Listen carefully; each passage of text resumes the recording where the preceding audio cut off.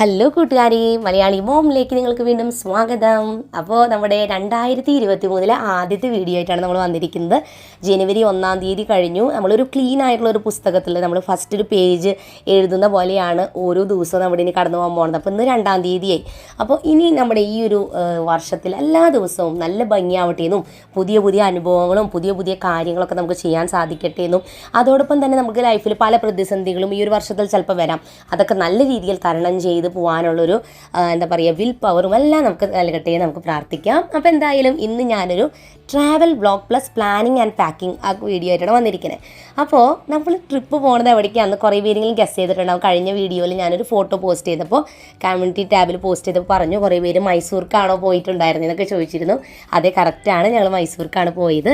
അപ്പോൾ ആദ്യം തന്നെ പാക്കിങ്ങിൻ്റെ ഭാഗമായിട്ട് ഞാൻ ഒരു ചെറിയ ലിസ്റ്റിൽ എന്തൊക്കെ കാര്യങ്ങൾ കൊണ്ടുപോകണമെന്നെല്ലാം എഴുതാണ്. അപ്പോൾ ഞാൻ ആദ്യം ഡേറ്റ് എഴുതി എത്ര ദിവസത്തേക്ക് നമ്മൾ പോകുന്നുണ്ടെന്ന് എഴുതും. അതിനനുസരിച്ച് ഓരോ ഐറ്റംസ് ഞാനിങ്ങനെ ഫുള്ളായിട്ടും ലിസ്റ്റിൽ എഴുതി വെച്ചിട്ടുണ്ട്. കുറച്ച് ഐറ്റംസൊക്കെ നമുക്ക് കടയിൽ പോയി വാങ്ങേണ്ടതുണ്ടായിരുന്നു. അതൊക്കെ നമ്മൾ പോയി വാങ്ങി ബാക്കിയെല്ലാം നമുക്ക് പാക്ക് ചെയ്യണം.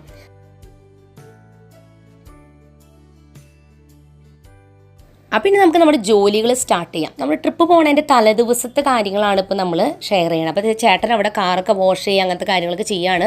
കാറ് നമ്മൾ ചെക്ക് ചെയ്യുക, കാറിൻ്റെ ടയറിൻ്റെ എയർ ചെക്ക് ചെയ്യുക, എല്ലാം പെർഫെക്റ്റ് ആണെന്നൊക്കെ നോക്കുക. ഇത്രയും ഒരു യാത്ര വരുമ്പോൾ ലോങ് ട്രിപ്പൊക്കെ വരുമ്പോൾ തീർച്ചയായും നമ്മൾ അതൊക്കെ ചെക്ക് ചെയ്യണം. റോസും അമ്മാമയും കൂടിയിട്ട് ഇവിടെ എന്താ ചെയ്യണമെന്ന് വെച്ചാൽ ക്രിസ്മസ് ക്രിബിലെ ഐറ്റംസ് എല്ലാം നമ്മൾ എടുത്ത് മാറ്റി വെക്കുകയാണ്. കാരണം ഞങ്ങൾ ജനുവരിയിലെ സാധാരണ മാറ്റി വെക്കുക, നമ്മൾ പോയി വരുമ്പോഴേക്കും കുറച്ച് സമയം എടുക്കില്ല. അപ്പോൾ പിന്നെ ഇതൊക്കെ എന്തെങ്കിലും കേടാവേണ്ട വെച്ചിട്ട് അതെല്ലാം എടുത്ത് ഞങ്ങൾ മാറ്റുകയാണ്. അപ്പോൾ അങ്ങനത്തെ പണികൾ അവർ ചെയ്യുന്നു. ഓരോരുത്തരും ഓരോ ജോലികളിൽ ബിസിയാണ്. ഞാനിവിടെ പാക്കിങ് ചെയ്തുകൊണ്ടിരിക്കുകയാണ്.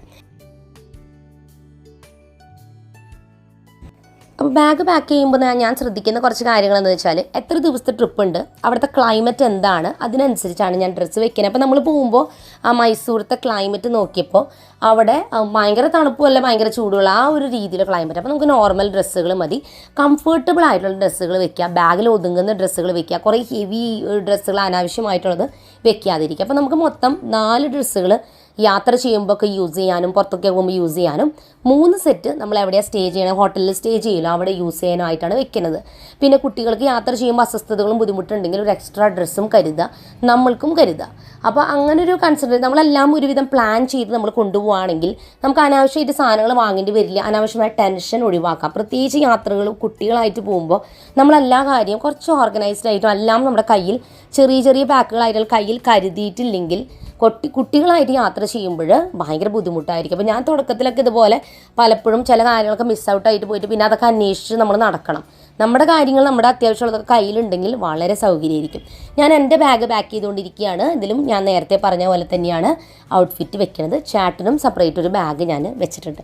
അപ്പോൾ നമ്മൾ അങ്ങനെ ചേട്ടൻ്റെ ഡ്രസ്സൊക്കെ ചേട്ടൻ ഒതുക്കിയോളും, ബാക്കിയെല്ലാം നമ്മൾ ഒതുക്കി സെറ്റ് ചെയ്ത് വെച്ചിട്ടുണ്ട്. അപ്പോൾ നമ്മൾ യാത്ര ചെയ്യുമ്പോൾ ഇപ്പോൾ നമ്മുടെ കാറിൽ യാത്ര ചെയ്യണോണ്ട് നമുക്കൊരു 4-5 ബാഗായാലും നമുക്ക് പ്രശ്നമില്ലാതെ വെക്കാം. ചിലപ്പോൾ നമ്മൾ വേറൊരു ഗ്രൂപ്പായിട്ടൊക്കെ യാത്ര ചെയ്യുമ്പോൾ ഒരുപാട് ബാഗൊക്കെ കൊണ്ടുപോകുമ്പോൾ അത് ബുദ്ധിമുട്ടായിരിക്കും. അപ്പോൾ അതനുസരിച്ച് വേണം നമ്മൾ പ്ലാൻ ചെയ്യാനും പാക്ക് ചെയ്യാനും ഡ്രസ്സുകൾ വെക്കാനായിട്ട് കേട്ടോ. പിന്നെ ഞാൻ ചെയ്യുന്നത് വേറൊരു ചെറിയൊരു ബാഗിൻ്റെ ഉള്ളിലാണ്. സ്ഥിരമായിട്ട് ഈ ഒരു ബാഗിലാണ് ഞാൻ സാധാരണ നമുക്ക് വേണ്ട ഇപ്പോൾ സോപ്പായാലും അല്ലെങ്കിൽ ഷാമ്പൂ അതിൻ്റെയൊക്കെ ചെറിയ ചെറിയ ബോട്ടിൽസ് ഞാനിതിലാണ് വെക്കാം. അതുപോലെ തന്നെ ടൂത്ത് ബ്രഷ് ഇങ്ങനത്തെയുള്ളത്. അപ്പോൾ ടൂത്ത് ബ്രഷ് വെക്കുന്ന ഒരു ചെറിയ ബോക്സാണിത്. ടൂത്ത് ബ്രഷ് ആയാലും പേസ്റ്റ് ആയാലും ഒരെണ്ണം എക്സ്ട്രാ പുതിയത് നമ്മൾ വാങ്ങി വെക്കണതാവും നല്ലത്. നമ്മൾ ഉപയോഗിക്കുന്നത് വെക്കാമെന്ന് വിചാരിക്കും, നമ്മൾ രാവിലെ അത് വെക്കാം എന്ന് വിചാരിക്കും, പലപ്പോഴും അത് മറന്നു പോകും. അപ്പോൾ അതിലും നല്ലത് പുതിയത് ഒരെണ്ണം വെക്കണതാവും കേട്ടോ. അപ്പോൾ അതെല്ലാം ഞാൻ പാക്ക് ചെയ്ത് വെച്ചിട്ടുണ്ട്. ഈ ഒരു ബോക്സിലാണ് ഞാൻ മേക്കപ്പ് ഐറ്റംസ് അത്യാവശ്യം വേണ്ടത് വെച്ചിരിക്കുന്നത്. മേക്കപ്പ് അധികം യൂസ് ചെയ്യുന്നില്ലെങ്കിൽ ഞാൻ മസ്റ്റായിട്ടും കരുതുക ഒരു സൺസ്ക്രീൻ എന്തായാലും കയ്യിൽ വെക്കുക. പ്രത്യേകിച്ച് നമ്മൾ ഇപ്പോൾ ഒത്തിരി വെയിലൊക്കെ ഉള്ള സ്ഥലത്ത് പോവുകയാണെങ്കിൽ മുഖം അധികം കരിവാളിക്കാതിരിക്കും, സ്കിന്നിനെ പ്രൊട്ടക്റ്റ് ചെയ്യാനും സൺസ്ക്രീൻ ഹെൽപ്പ് ചെയ്യും. പിന്നെ അത്യാവശ്യം വേണ്ട കുഞ്ഞ് 1-2 ജ്വല്ലറി. ഞാൻ സാധാരണ ട്രിപ്പ് പോയാൽ വളരെ സിമ്പിളായിട്ടാണ്, അങ്ങനെ എല്ലാം ഫുൾ മാച്ചിങ് ആയിട്ടും അങ്ങനെയൊന്നും നോക്കാറില്ല. പിന്നെ നമുക്ക് വേണ്ടത് മെഡിസിൻസ് ആണ്. അപ്പോൾ കുട്ടികൾക്ക് ഇപ്പോൾ എന്തെങ്കിലും പനി വരിക അല്ലെങ്കിൽ ഇപ്പോൾ മേത്തൊരു ചൊറിച്ചിലോ കാര്യങ്ങളോ അങ്ങനെ എന്തെങ്കിലും വരണമെങ്കിൽ കലാമിക് ലോഷനോ ബാൻഡേജോ മുറിവിനുള്ള ഓയിൽമെൻറ്റ് അങ്ങനെ അത്യാവശ്യം വേണ്ട കുറച്ച് മെഡിസിൻസ് എപ്പോഴും കയ്യിൽ കരുതാറുണ്ട്. അത് പലപ്പോഴും വളരെ യൂസ്ഫുൾ ആയിട്ട് വന്നിട്ടുണ്ട്. പിന്നെ ഒരു എക്സ്റ്റൻഷൻ വെക്കുന്നത് നല്ലതാണ്. നമ്മളിപ്പോൾ പലരുടെ കയ്യിലും ഫോൺ ഉണ്ടാവും. നമ്മളൊരു ഫാമിലി ട്രിപ്പ് പോകുമ്പോൾ എക്സ്റ്റൻഷൻ ഉണ്ടെങ്കിൽ നമുക്ക് ഒറ്റ ഇതിന് ഒരു 4-5 ഫോണോ അല്ലെങ്കിൽ അങ്ങനത്തെ ഐറ്റംസൊക്കെ ചാർജ് ചെയ്യാൻ വളരെ എളുപ്പമായിരിക്കും. അപ്പോൾ നമ്മുടെ ബാഗുകൾ എല്ലാവരുടെയും സെറ്റാക്കി ഇവിടെ വെച്ചിട്ടുണ്ട്. അപ്പച്ചനമ്മച്ചിയുടെയും കൂടി ഒരു ബാഗ് ഉണ്ട്. അപ്പോൾ നമ്മൾ 6 ആളും കൂടിയിട്ടാണ് ട്രിപ്പ് പോകുന്നത്.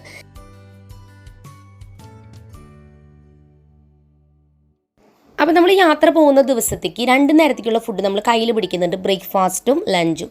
ബ്രേക്ക്ഫാസ്റ്റിന് വേണ്ടിയിട്ട് ഇഡ്ഡലിയും തക്കാളി ചമ്മന്തിയാണ് ഉണ്ടാക്കുന്നത്. ലഞ്ചിന് വേണ്ടിയിട്ട് ബീഫും തേങ്ങാക്കൊത്തിട്ടിട്ട് നമ്മളിങ്ങനെ ഡ്രൈ ആയിട്ട് വരട്ടിയെടുക്കില്ല, അതും പിന്നെ ചെമ്മീൻ നമ്മൾ ഇതുപോലെ റോസ്റ്റ് ചെയ്തിരിക്കുകയാണ് ചെയ്യുന്നത്. അപ്പോൾ അധികം ഗ്രേവി ഇല്ലാത്ത കറികളാകുമ്പോൾ അത് കേടാവാതെ നല്ല സെറ്റായിട്ട് ഇരിക്കും. അപ്പോൾ അതുകൊണ്ട് അതെല്ലാം ഞങ്ങൾ വൈകുന്നേരം ഉണ്ടാക്കിയൊക്കെ വെച്ചിട്ടുണ്ട്. ഇനി ഇതെല്ലാം ഇഡ്ഡലി നമുക്ക് പ്രശ്നമില്ല, അത് നമ്മൾ അവിടെ തന്നെ പുറത്ത് തന്നെ വെച്ചാൽ മതി.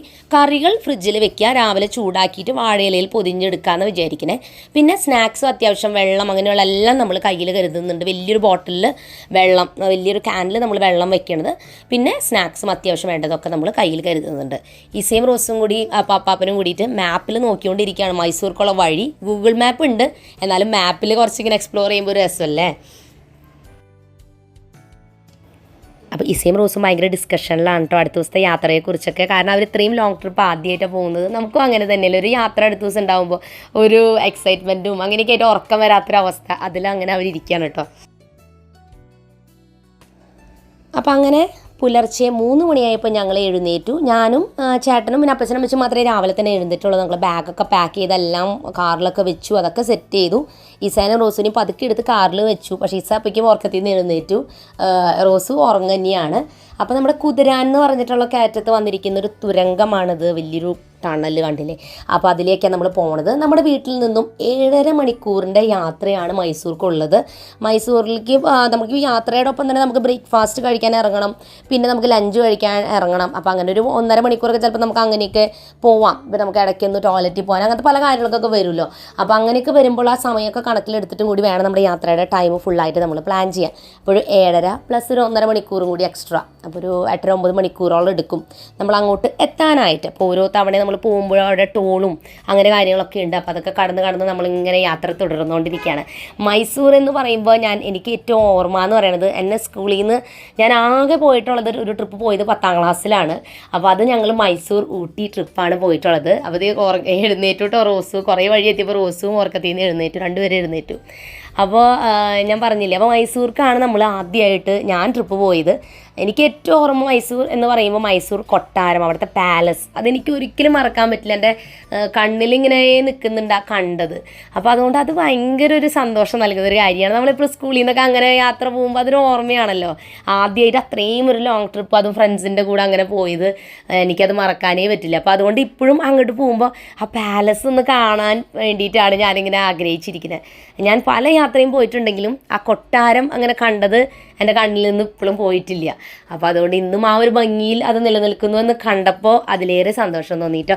അപ്പോൾ അതേ നമ്മൾ യാത്ര ചെയ്ത് നല്ല വെളിച്ചമായി. ഇപ്പോൾ കണ്ടില്ലേ, നല്ല പച്ചപ്പും അങ്ങനെയൊക്കെ ആയിട്ട് അത്യാവശ്യം നമ്മൾ പോയ വഴി നല്ല വഴിയായിരുന്നു, നമുക്കൊരു ബുദ്ധിമുട്ട് തോന്നി. നല്ല കംഫർട്ടബിളായിട്ട് നമ്മൾ അവിടേക്ക് എത്തി. ഹൈവേയിൽ തന്നെയായിരുന്നു, കൂടുതൽ വഴികൾ ഹൈവേ റോഡുകളായിരുന്നു. ഗൂഗിൾ മാപ്പിൽ സാധാരണ നോക്കുമ്പോൾ ചില സമയത്ത് അവർ ഷോർട്ടസ്റ്റ് റൂട്ടൊക്കെ കാണിക്കും കേട്ടോ. അപ്പോൾ അത് അങ്ങനത്തെ ആ വഴി എടുക്കുമ്പോൾ ചിലപ്പോൾ നമുക്ക് പോകുമ്പോൾ ഭയങ്കര ബുദ്ധിമുട്ടായിരിക്കും. ചില സമയത്ത് ഗൂഗിൾ മാപ്പ് നമ്മളെ ചതിച്ചിട്ടുണ്ട് അങ്ങനത്തെ വഴികളിലൊക്കെ പോയിട്ട്. പക്ഷേ ഈ പ്രാവശ്യം ദൈവം അനുഗ്രഹിച്ച് നമ്മളെ നല്ല വഴി കൂടെ തന്നെ വിട്ടു. അപ്പോൾ ഞങ്ങൾ ഒരു സ്ഥലത്ത് ഇറങ്ങി, തമിഴ്നാട് എത്തി. നമ്മൾ അവിടെ എത്തിയപ്പോൾ നമ്മൾ ഇറങ്ങി ബ്രേക്ക്ഫാസ്റ്റ് കഴിച്ചുകൊണ്ടിരിക്കുകയാണ്. അപ്പോൾ റോസൂനും അപ്പോഴേക്കും കുറച്ച് ക്ഷീണമൊക്കെ ആയിട്ടോ. കുറേ നേരം കഴിഞ്ഞപ്പോൾ അവൾക്ക് ഇങ്ങനെ യാത്ര ചെയ്യുമ്പോൾ കുറച്ച് ബുദ്ധിമുട്ടുകളുണ്ട്. അപ്പോൾ അതുകൊണ്ട് അവളിങ്ങനെ ആകെ ഡള്ളായി കുറച്ച് കഴിഞ്ഞപ്പോഴേക്കും. അപ്പോൾ നമ്മുടെ ഇഡ്ഡലിയും ചമ്മന്തിയൊക്കെ നമ്മൾ വീട്ടിൽ നിന്ന് ഉണ്ടാക്കിയ നമ്മുടെ ഫുഡൊക്കെ എടുത്ത് നമ്മൾ ഇരുന്ന് കഴിക്കുകയാണ്.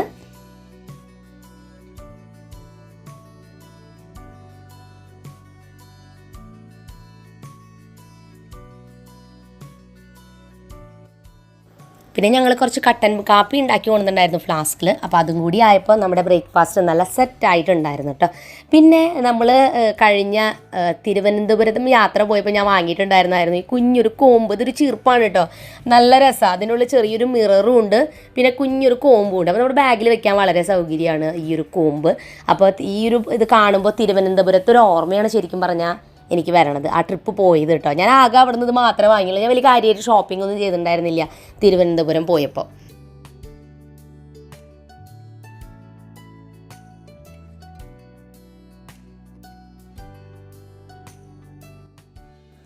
അപ്പോൾ നമ്മളിങ്ങനെ യാത്ര ചെയ്തുകൊണ്ടിരിക്കുമ്പോൾ തമിഴ്നാട്ടിൽ തന്നെ ബന്നാരി എന്ന് പറയുന്ന സ്ഥലത്ത് ബന്നാരി അമ്മൻ്റെ അമ്പലമാണ് കാണുന്നത്. അപ്പോൾ അവിടെ ജസ്റ്റ് ഞങ്ങളൊന്ന് ഇറങ്ങി ഒന്ന് കണ്ടു. അത് കഴിഞ്ഞാൽ പിന്നെ നമ്മൾ കൂടുതൽ സത്യമംഗലം എന്ന് പറഞ്ഞ കാട്ടിലോട്ടാണ് പിന്നെ കടക്കണത്. അപ്പോൾ അതുവഴിക്കാണ് നമുക്ക് യാത്ര കുറേ യാത്രയുണ്ട്. അപ്പോൾ അതിന് മുമ്പാണ് ബന്നാരി എന്ന് പറഞ്ഞ ഈ ഒരു സ്ഥലവും ഇവിടെയുള്ള അമ്പലവും. അപ്പോൾ കാണാനായിട്ടും നല്ലൊരു പ്രത്യേക ഭംഗിയുമാണ് അമ്പലം. അപ്പോൾ അവിടെയും കൂടി ഞങ്ങൾ ജസ്റ്റ് ഒന്ന് പുറത്തു നിന്ന് ഇവിടെ നിന്നൊന്ന് കണ്ടിട്ട് ആണ് പിന്നീട് നമ്മൾ യാത്ര തുടർന്നത്.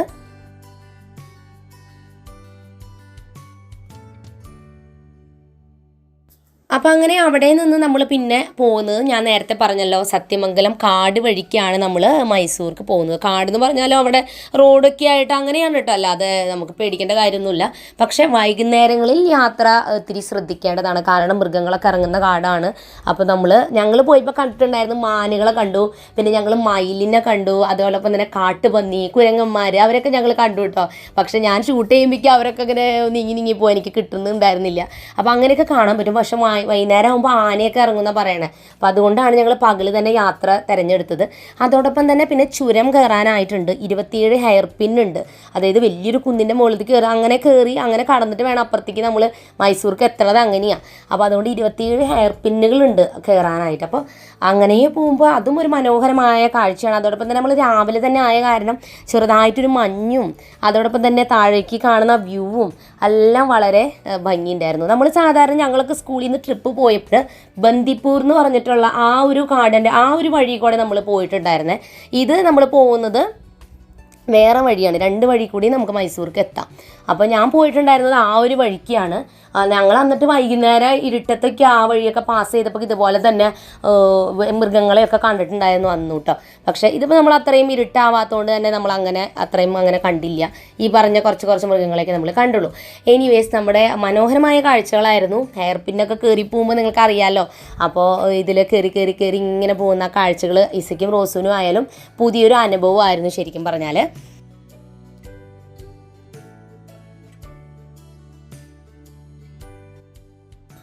അങ്ങനെ നമ്മൾ ചാമരാജനഗര എന്ന് പറഞ്ഞ സ്ഥലത്താണ് എത്തിയത്. അവിടെ നിന്ന് മൈസൂർക്ക് 65 കിലോമീറ്ററാണ് കാണിക്കുന്നത്.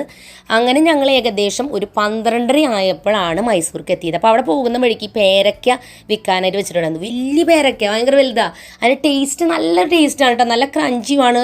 നമ്മുടെ സാധാരണ നാട്ടിലെ പേരയ്ക്കയുടെ ഒരു ഫ്ലേവർ അല്ല, അതുപോലെ തന്നെ നല്ല ക്രഞ്ചിയുമാണ്. അപ്പോൾ നല്ല ടേസ്റ്റ് ഉണ്ടായിരുന്നു. അപ്പോൾ ഒരു പേരയ്ക്ക അത് 2 പീസൊക്കെ കഴിച്ച് നമുക്ക് ഫുള്ളാവും, കാരണം അത്രയും വലിയ പേരയ്ക്കുമായിരുന്നു. കാണാനും നല്ല രസമുണ്ട്.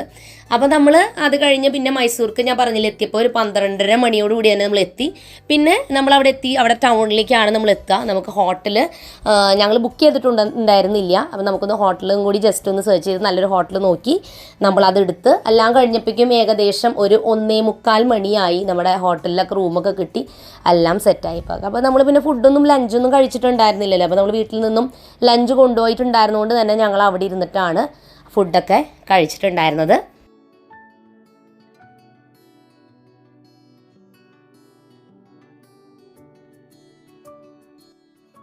അപ്പോൾ ഇതാണ് നമ്മുടെ റൂം. ഇവിടെ 2 ബെഡുണ്ട്, ഒരെണ്ണം അപ്പച്ചനും അമ്മച്ചിക്കും, ഒരെണ്ണം എനിക്കും ചേട്ടനും. പിന്നെ ഇസയും റോസും അവിടെ അവർ ഒരു എക്സ്ട്രാ ബെഡ് ഇട്ടിട്ട് അവർ താഴെ അവിടെ കിടന്ന് ഉറങ്ങുന്നുണ്ട്. ഉറങ്ങല്ല, അവരവിടെ ഇരുന്ന് വെറുതെ കളിക്കുകയായിരുന്നു. ഒരു 3:30-4 മണി വരെ ഞങ്ങളൊന്ന് റെസ്റ്റ് എടുത്തു, കാരണം ഇത്രയും ലോങ് യാത്ര വന്നതല്ലേ. അപ്പോൾ ഞങ്ങളെല്ലാവരും ഉറങ്ങി, അവർ ഉറങ്ങിയൊന്നുമില്ല, വെറുതെ വർത്താനം പറഞ്ഞും കളിച്ചും അവിടെ ഇരുന്നു. അത് കഴിഞ്ഞ് 4 മണി കഴിഞ്ഞപ്പോൾ ഞങ്ങൾ വേഗം എല്ലാവരൊക്കെ ഒന്ന് റെഡിയായി. നമ്മുടെ ഹോട്ടലുണ്ടായിരുന്നത് സെൻറ്റ് ഫിലോമിനാസ് ചേർച്ച് എന്ന് പറഞ്ഞാൽ വളരെ പഴയ ഒരു പള്ളിയാണ് മൈസൂരത്തെ. അത് വളരെ ഫേമസ് ആണ്, എല്ലാവരും നമ്മൾ വന്നു കഴിഞ്ഞാൽ അവിടെ പോവും. അപ്പോൾ അവിടേക്കാണ് ആദ്യം ഞങ്ങൾ പോകുന്നത്. നമ്മുടെ ഹോട്ടലിൻ്റെ തൊട്ടടുത്താണ്, നടക്കാനുള്ള വഴിയുള്ളൂ. നമ്മൾ നിന്ന ഹോട്ടലിൻ്റെ ഒരു ഏറ്റവും വലിയ ഗുണം, നമ്മൾ പോകേണ്ട എല്ലാ ഇമ്പോർട്ടൻറ്റ് പ്ലേസസും ഇതിൻ്റെ ചുറ്റുവട്ടത്ത് തന്നെയാണ്. അപ്പോൾ നമുക്ക് പോകാൻ വളരെ സൗകര്യമായി. അപ്പോൾ ഞങ്ങളെല്ലാം സെറ്റായിട്ട് ആദ്യം നമ്മൾ ചായ എന്തെങ്കിലും കുടിക്കാൻ, ചെറിയ സ്നാക്സ് എന്തെങ്കിലും കഴിച്ചിട്ട് നമുക്ക് പള്ളിയിലോട്ട് പോകാമെന്നാണ് വിചാരിക്കുന്നത്.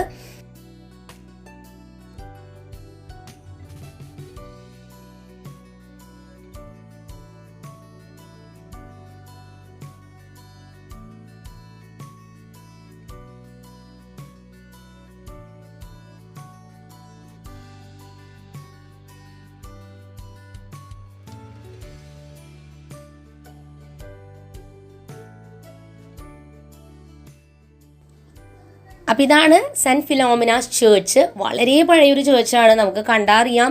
പക്ഷേ വളരെ ഭംഗിയാണ് കാണാനായിട്ട്. നമ്മൾ അടുത്ത് ചെന്ന് കാണുമ്പോൾ എന്തൊരു ഭംഗിയാണെന്നറിയോ കാണാൻ. പണ്ടത്തെ ആ ഒരു കൺസ്ട്രക്ഷനൊക്കെ ഇല്ല, ഓരോ ഇതുകളും ഡീറ്റെയിൽസൊക്കെ വളരെ ഭംഗിയാണ് കാണാനായിട്ട് കേട്ടോ. പഴയ പള്ളിയാണ്. അപ്പോൾ അവിടെ തൊട്ടടുത്തുള്ള ചെറിയൊരു റെസ്റ്റോറൻറ്റിൽ കയറിയിട്ടാണ് ഞങ്ങൾ ചായയൊക്കെ കുടിച്ചിട്ടുണ്ടായിരുന്നത്. നമ്മുടെ സാധാരണ ചായയൊക്കെ കുടിക്കുമ്പോൾ ഇപ്പോൾ ഫുഡുകളല്ല അവിടെ മൊത്തത്തിൽ മാറ്റമുണ്ട്. അപ്പം ഞങ്ങൾ അതിൽ നോക്കിയപ്പോൾ പൂരിയും അതുപോലെ തന്നെ കറി അതെടുക്കാമെന്ന് വിചാരിച്ചിട്ട് ഒരു സെറ്റ് പൂരിയുടെയും പിന്നെ ചായയുമാണ് ഞങ്ങൾ വാങ്ങിയിട്ടുണ്ടായിരുന്നത്. അപ്പോൾ നമ്മുടെ അവിടുത്തെ ടോട്ടലി ഫുഡുകൾ ഇവിടെ കുറേയൊക്കെ വ്യത്യാസമുണ്ട്. അപ്പോൾ ഞങ്ങൾ ആ പഴംപൊരി ഉണ്ടോ എന്നൊക്കെ ചോദിച്ചപ്പോൾ ഒരു പഴംപൊരിയൊക്കെ എന്താണെന്നുള്ള പോലെ അവർ നോക്കുന്നത്. അതൊന്നും ഉണ്ടാവില്ല കേട്ടോ, നമ്മൾ ജസ്റ്റ് ചോദിച്ചു നോക്കിയെന്ന് മാത്രം. അപ്പോൾ അങ്ങനെ ഓരോ സ്ഥലത്തെത്തുമ്പോൾ അതിൻ്റേതായ വ്യത്യസ്തമായ ഫുഡുകളാണല്ലോ അവിടെ ഉണ്ടായിരിക്കാം. അപ്പോൾ നമുക്കിനി പള്ളിയിലോട്ട് പോവാം. ഏറ്റവും സന്തോഷം തോന്നിയൊരു കാര്യം ക്രിസ്മസ് സമയത്തായതുകൊണ്ട് തന്നെ ക്രിസ്മസിൻ്റെ ലൈറ്റിംഗ് ഒക്കെ ചെയ്തിട്ടുണ്ടായിരുന്നു. അപ്പോൾ അത് ഞങ്ങൾക്ക് കാണാൻ പറ്റി. പിന്നെ ക്രിസ്മസ് ക്രിബൊക്കെ ഉണ്ടായിരുന്നു പള്ളിയിൽ. അപ്പോൾ പെർഫെക്റ്റ് ടൈമിംഗ് ആയിരുന്നു നമ്മൾ ചെന്നിട്ടുണ്ടായിരുന്നത്. അപ്പോൾ പള്ളിയുടെ അകത്തോട്ട് നമുക്കിപ്പോൾ കയറാനായിട്ട് പറ്റില്ല. ടൈമുണ്ട് വിസിറ്റേഴ്സിനെ കാണാൻ വേണ്ടിയിട്ട് ആളുകൾക്ക്. കാരണം അവിടെ ഹോളി മാസ് നടക്കുന്നുണ്ട്, കുർബാന നടക്കുന്നുണ്ട്. അപ്പോൾ ആ സമയത്ത് നമുക്ക് പള്ളിയിലേക്ക് കയറാൻ പറ്റില്ല. കാരണം അവിടെ അങ്ങനെ നമ്മൾ കയറിയ ആളുകൾ ഒരുപാട് വരുന്ന സ്ഥലമാണല്ലോ, അപ്പോൾ ഒരു ഡിസ്റ്റർബൻസ് ആവും. അപ്പോൾ അതുകൊണ്ട് ആ സമയത്ത് നമുക്ക് കാണാം, നെക്സ്റ്റ് ഡേ രാവിലെ അങ്ങനെ വന്ന് കാണാമെന്ന് പറഞ്ഞിട്ട് ഞങ്ങൾ പിന്നെ അകത്തോട്ട് പോയില്ല. ഇവിടെ ക്രിസ്മസ് ക്രിബ് ഉണ്ട്, അവിടെ നമ്മൾ കണ്ടു. നമ്മുടെ അവിടെ സാധാരണ നാട്ടിലൊക്കെ കുറേ ഏരിയ എടുത്തിട്ട് കൊച്ചു കൊച്ചു ഐറ്റംസ് ആണല്ലോ ക്രിസ്മസ് ക്രിബിൽ ഉണ്ടാവുക. പക്ഷേ ഇവിടെ കുറച്ച് ഏരിയ ഉള്ളൂ, പക്ഷേ വലിയ വലിയ ഐറ്റംസ് ആണ് ക്രിസ്മസ് ക്രിബിൽ ചെയ്തിട്ടുള്ളത്. അപ്പോൾ ഇവിടെ ഫുള്ള് പ്ലാനറ്റ്സ് ആണ് കേട്ടോ ചെയ്തിട്ടുള്ളത്. പിന്നെ തൊട്ടടുത്തായിട്ടാണ് ക്രിസ്മസ് ക്രിബ് വന്നിട്ടുള്ളത്.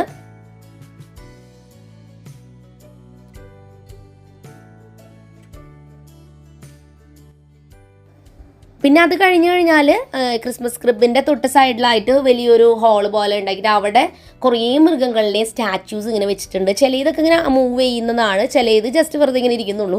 പക്ഷേ കൊച്ചുകുട്ടികൾക്കൊക്കെ അനങ്ങുന്നതൊക്കെ കാണുമ്പോൾ ചിലപ്പോൾ പേടിയാവും കേട്ടോ. ഡൈനോസറിനൊക്കെ കണ്ടാൽ ശരിക്കും പേടിയാവും, മുഖമൊക്കെ കണ്ടാൽ ശരിക്കുള്ള പോലെ. അപ്പോൾ അത് നല്ല ഇതായിട്ട് തോന്നിയിട്ടോ. സാധാരണ കാണുന്നതിലും കുറച്ച് വ്യത്യാസമായിട്ട് കുറേ വലുതാക്കിയിട്ട് ഞാൻ പറഞ്ഞില്ലേ ക്രിബിൽ ഐറ്റംസ് ഒക്കെ മൊത്തത്തിൽ വലുപ്പത്തിലാണ് എല്ലാം ചെയ്തിട്ടുള്ളത്. അപ്പോൾ ഇത് കുറച്ച് സെപ്പറേറ്റ് ആയിട്ടാണ് ഇത് നിൽക്കുന്നത്, ഒരു ഹോള് പോലെയായിട്ട് അവിടെയാണ് ഇത് ഉണ്ടാക്കിയിട്ടൊക്കെ വെച്ചിട്ടുള്ളത്.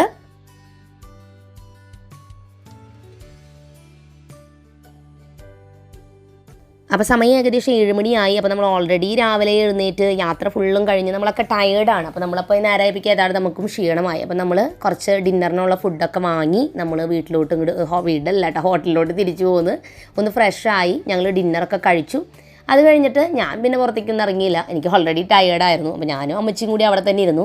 ചേട്ടനും അപ്പച്ചനും പിന്നെ മക്കൾ രണ്ടുപേരും കൂടി അവർ രണ്ടുപേരും പോയി പുറത്തെ കാഴ്ചകളൊക്കെ ഒന്ന് ജസ്റ്റ് ആ ഹോട്ടലിലെ ചുറ്റുവട്ടമൊക്കെ ഒന്ന് കാണാം എന്ന് പറഞ്ഞ് അവർ ഒന്ന് ഇറങ്ങിയിരിക്കുകയാണ്, പുറത്തോട്ട് ഇറങ്ങി. ഈ പറഞ്ഞ പോലെ തന്നെ ഇത്രയും നേരത്തെ യാത്രയെല്ലാം കഴിഞ്ഞെങ്കിലും മക്കൾ അവർ വളരെ ഹാപ്പിയാണ്. അവർക്ക് അങ്ങനെ പ്രത്യേകിച്ചൊന്നും തോന്നുന്നില്ല. കാരണം പുതിയൊരു സ്ഥലം, പുതിയ ഭാഷ, പുതിയ ആളുകൾ ഒക്കെ കാണുമ്പോൾ അവർക്കൊരു അത്ഭുതമാണ്. രണ്ടുപേർക്കും അതെ കേട്ടോ. അത്രയും ലോങ് വേറൊരു സ്ഥലത്തേക്ക് ഇതുവരെ അവരിങ്ങനെ വന്നിട്ടില്ല. കൂടുതലും നമ്മുടെ നാട്ടിലുള്ള സ്ഥലങ്ങളിലാണ് പോയിട്ടുള്ളത്.